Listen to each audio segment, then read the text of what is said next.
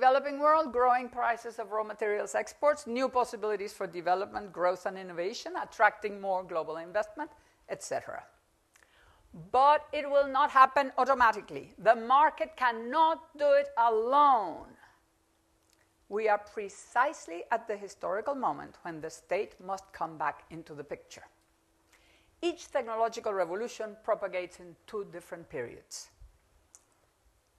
The first half sets up the infrastructure and lets the markets pick the winners. The second half reaps the full economic and social potential. The first half is installation, takes 20 to 30 years, ends in a major technology bubble. In our case, that was NASDAQ. Deployment is, again, 20 or 30 years. That's the second half. Installation is a period of what Schumpeter called creative destruction. The new comes and destroys the old. It's a time of learning the new and unlearning the old. We didn't unlearn it enough this time. It is led by financial capital, and it ends in a stock market crash, in a major technology bubble. Deployment is a time of creative construction. It's led by production capital, not by finance, but by the actual producers of services or whatever, or products or whatever. The guys that are really doing the real economy, not the ones that are playing around in the end, like right now, just in a casino. Before, it was very important because they were the ones who let the new industries grow. So this is led by production capital and applying the paradigm to innovate across all sectors and to spread the social benefits more widely. Normally, the first half, income distribution becomes really polarized and really bad. The rich get richer, the poor get poorer. In the second half, and that's why it's called the Golden Age, income distribution improves within countries and often between countries, not always. This happens until maturity and exhaustion, and in between there is a time which is like the turning point because of the change of climate, economic climate between the two. A time of uncertainty, institutional recomposition, and role shift. That is where we are now. We have been there since 2000, and we are not yet entering the Golden Age. The historical record has been one of bubbles, recessions, and golden ages. The bubble of the first was canal mania, then railway mania, then London-funded global market infrastructure buildup, as I said, Argentina, Australia, and also the USA. That was the big forging ahead of the USA, so that, in fact, the next technological revolution and the next boom happened in the US, the roaring 20s, and we just had telecom mania, internet, emerging markets, and NASDAQ. The golden ages were the Great British Leap in the first, the Victorian boom in the second, the Belle Epoque in Europe, the Progressive Era in the US. Then we had, after the Second World War, the post-war Golden Age, and sustainable global knowledge society Golden Age ahead. Do we have it ahead? Are we going to make it?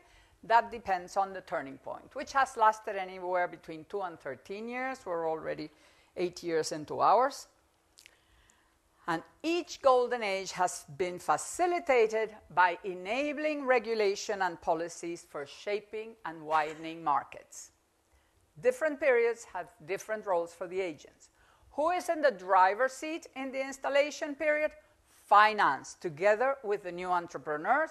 They serve as drivers and innovators during the first 20 or 30 years. Behind, the state in a facilitating service role. Generally, the state gets whacked about and gotten out of the way so that things can happen in that first part, in the first 20 or 30 years. But in the deployment period, it's an alliance between production and the state that serves as drivers and innovators. And finance takes a facilitating and service role. That's going to be very difficult to do this time, but I hope we achieve it. Because as the roles shift to enable deployment, collective interest become part of the guiding mechanism. John Chambers said here yesterday, it is important to have supportive governments. I wouldn't have said this 10 years ago, and he was right. 10 years ago, he shouldn't have said it. Today, he must say it. That is where we are now. The pure market ideology has already played its role in the installation of the ICT paradigm. The time is right for the state to come back intelligently at all levels, nationally, regionally, globally, and especially locally. It is at the local level where the changes can really happen, even though the others don't do it. Because we do need supranational regulation, we do need national regulation, we do need government level, regional level regulation and action and all sorts of things. But it's at the local level where things can actually happen quickly. In collaboration, the state in collaboration with business, civil society, NGOs, universities, and the media. And if we cannot get the media here in this game, we will not get there. But the media and business can come together. And the media and business and government could, and the NGOs, civil society, and universities can do their role. We must collaborate, this is also what John Chambers said, to paint a vision and realize a new architecture. The answer to whether sustainable global growth is feasible is therefore yes. But neither pure free markets nor simple goody-goody environmentalism will get us there. The innovation potential of the ICT paradigm can and must be collectively redirected towards new patterns of environmentally friendly well-being and the new profit-making dynamic for business. And the time to act is now. Thank you.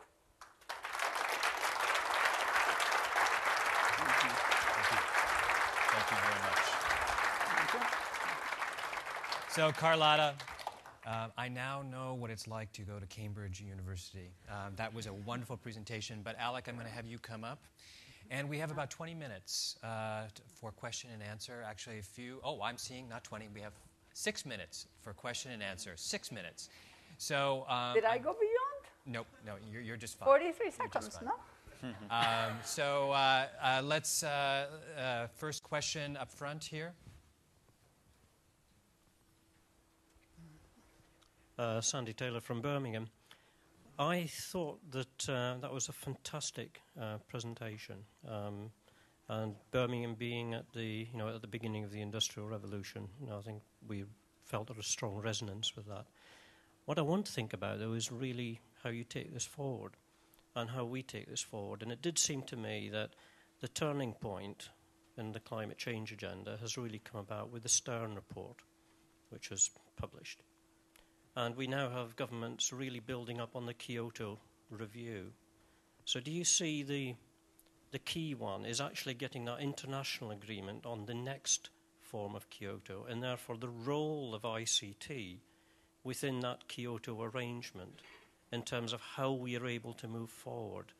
Because I think those are the two elements. And then the other aspect of that is the role of national governments setting some clear guidance. The UK government's got a climate change bill going through Parliament at the moment, which is going to set statutory binding targets nationally for CO2 reduction.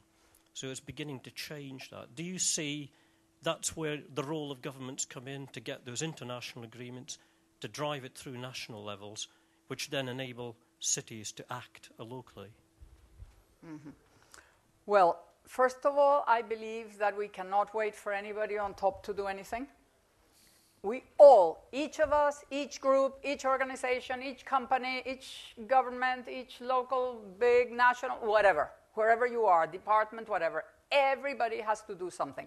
In fact, this paradigm is about empowerment. There is something in information technology that makes us do our own shopping and do our own choosing and do our own information thing and do our own education and do our own climate change. So first of all, no waiting for the top. We do our job as best as we can, as much as we can, pushing as much as we can, and we tell the others to go do theirs. But we cannot say, I cannot do it because they have not done it, okay? So I think that's a very, very important point to make, to really understand that. Of course, yes, it's very important to get national governments to get engaged, to get regulation to happen in relation to climate change. But not only climate change, that's what I was trying to tell you. Because the climate change agenda is inside another agenda, which is the paradigm shift agenda, which has to be a change of patterns of consumption, because you see, climate and how many resources we have are equally important. We don't have that much energy anyway. So even if we weren't having climate change problems, we would have to save the energy, and the same with the materials, and so on. So that bigger agenda has to be addressed. And within that bigger agenda, finance has to be regulated so that investment goes to production. Because what finance is doing now to production is that if you don't make profits every quarter and really high, I cut your throat. You're constantly being threatened, and that is one of the worst things. This is the only thing I want to answer, so let me say the whole thing. I don't want any more questions because this is so important. The thing is that as long as production cannot make long-term investment, do you think you can really tell your shareholders, now shareholders, which is supposed to be us, but it isn't, it's the financial guys. It's not the real shareholders that are pushing. It's the financial guys, the world of finance that has become completely uncontrolled. They did a wonderful job until a point, and now they think they're going to rule the world for the rest of the time. Well, what they do is that they do not allow you to do any profound change in anything you do. Because if you dare make an investment that's going to take 3 years, or put money into R&D so that you can change your products or change your things or do new things, only venture capitalists are willing to do that. They're nice guys, they're in there, little thing. But the big capital is just playing around, and it is not going into real investment. So we need to make it that if you don't invest in real things, you don't make money.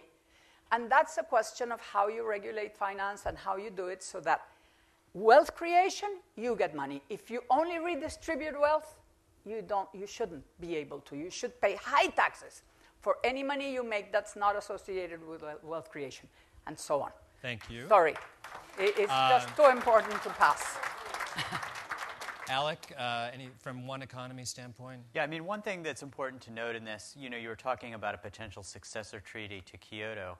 To the extent that the United States is relevant in this, I think that the political character of our Senate, which has to ratify all the treaties, certainly doesn't lend itself to any successor treaty to Kyoto, because Kyoto was voted down 99-0. And the only person who's served in the Senate in the last 30 years who has said he would have voted for it is Al Gore. And granted, a lot has changed since the Kyoto vote. I mean, sensitivities to issues of sustainability become much more widespread, particularly among our public policy leaders.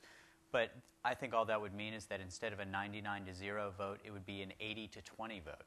And so leadership from the federal government is going to have to be more programmatic, more targeted investments that encourage sustainability, as opposed to multilateral agreements that are going to attach requirements on top of private sector functions and emissions in the United States, which will just never get through the Senate and never give a president the opportunity to sign or reject it himself. Sad but true fact.